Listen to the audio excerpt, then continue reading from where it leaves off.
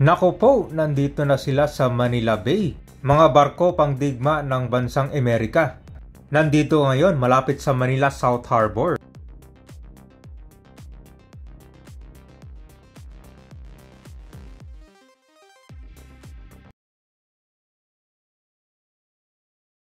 Hey, magandang hapon sa inyo lahat. Nandito tayo ngayon sa Quirino Grandstand. Yan. Papunta tayo ngayon gabi dito sa Manila Ocean Park. Dito malapit sa Hotel H2O. Yan. Mag-update tayo ngayon dito ng mga pangmalakasang barko, pangdigma ng Amerika. Nandito na nakadaon sa may Manila South Harbor. Yun, no? Ang dami lang tao ngayon, no? Sa kwanto, Nazareno. So, kabay na. Tapos, pasal na rin tayo sa Manila Ocean Park. Quick tour lang tayo dito. Yung mga matagal lang din nakapasal. Dito. Quirino Grandstand to eh. Ito ang dami tao. Kasi Sabado ngayon.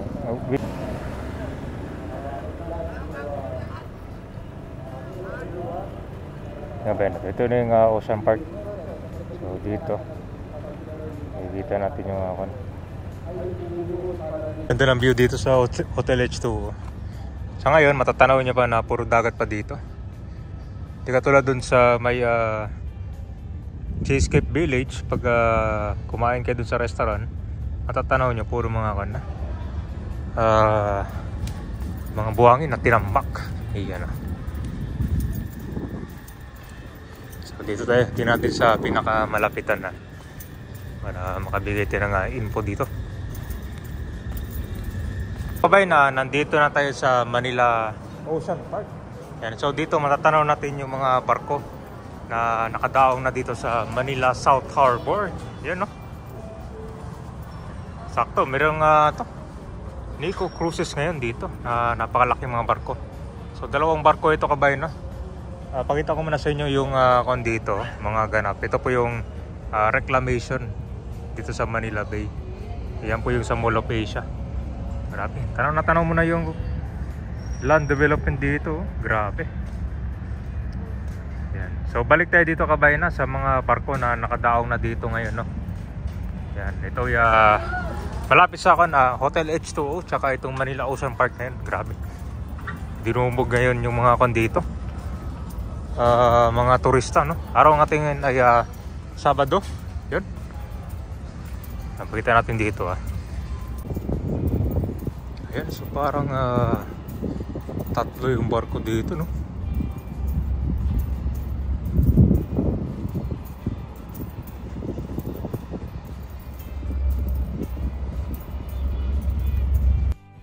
Magandang araw po sa ating lahat. At ngayong araw ay masaksihan natin ng mas malapitan itong mga barko ng mga Amerika. Para at least meron kayong idea kung anong itsura nito, kung gaano ka lakas ba ito, gaano ka moderno. Kitang-kita mo naman yung dalawang barko dito. Ayun, no, merong flag ng Amerika at saka itong Pilipinas dito. Pansin nyo itong mga barko, merong mga hull number.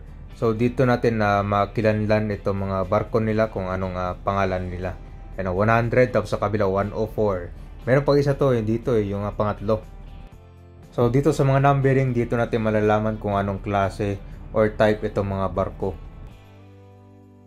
Okay, so anong masabi nyo dun sa issue ng West Philippine Sea?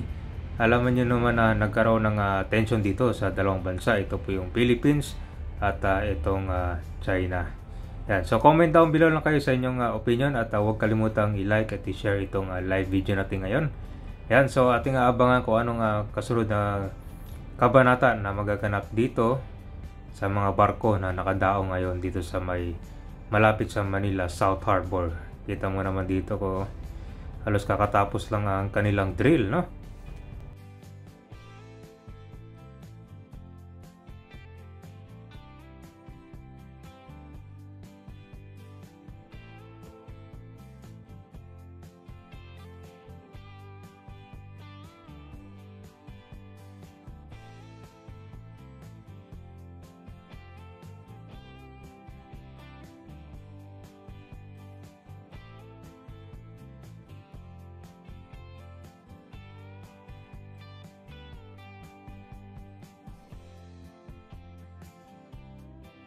Quick tour lang tayo dito sa Manila Ocean Park. Yun, no? Kapag weekends ito, ang daming tao. Grabe, oh. Puro tayo dito sa pinakagitna nito, ah. Dahil palang mga kon dito. Dahil mga souvenir, oh, na binibenta. Pagkalabas nyo dito, marami kayong mga laruan na mabibili. Puro mga kan, stop toy. Tapos marami din mga bukas na kan dito, restaurant. Ayan. Punta tayo sa pinakagitna dito, ah.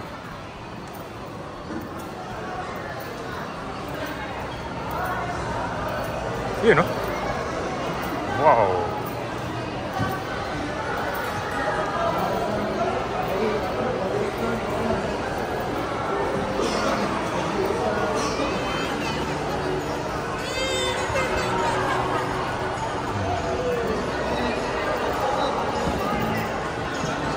Hindi pa po nakakapanood, ma'am sir, ongoing po o nagpapapasok pa po tayo for the virtual ngayon. Yung mga may inclusion po ng offer virtual ngayon.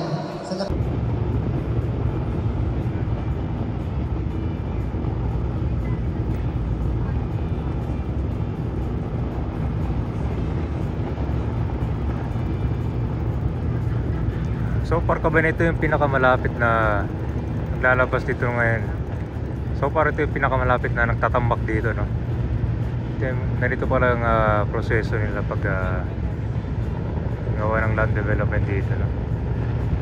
Tuloy-tuloy yung pag naubos yan, pansin nyo ka ba yun, kapag naubos na yung mga dala ng pangtambak niyang barko, tataas yan. Ngayon kasi parang lubog talaga ngayon siya ngayon, no? Kasi puno ng mga karga yung mga barko dito. So far dito ka ba yun, no?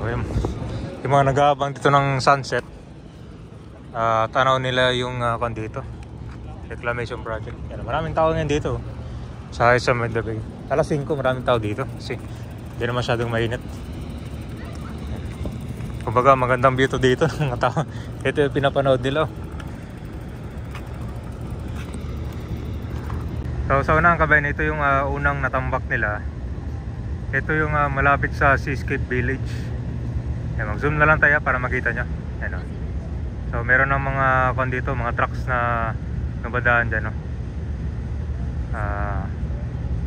Alam ko yung huling update dito, pinapatag na nila yung mga natambak dyan. Yan, oh. Okay. Tingabangan natin, no, kung anong magiging itsura nito.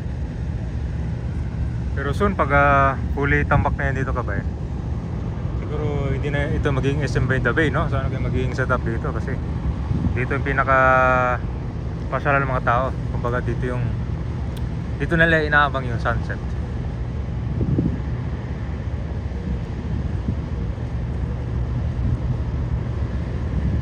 Bilis pala, no? Parang no?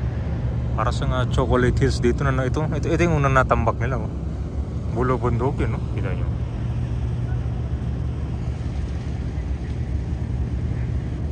So dito lang guys,